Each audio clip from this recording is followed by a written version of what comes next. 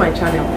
This is my son's birthday week, the oldest of the two of them, and I've been planning things in my head I would like to do for the birthday celebration. So I'm trying to prep ahead to reduce the stress I would have to face on that day when I'm preparing things for the celebration. So this video is going to be showing you how I make my meat filling for meat pie. I'm going to like create a series of videos showing the different preps and different recipes, different baked goods I'm making. So today we'll be focusing on making the meat filling of the meat pie. I hope you get to learn one or two things the way I make my meat pie. Let me know in the comments what you think about the video.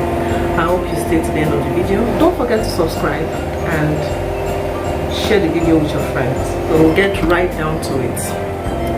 For the meat filling, we'll be using diced Irish potato. I'm using mixed veggies, a mixture of green peas and carrots. Most people just prefer just diced carrots.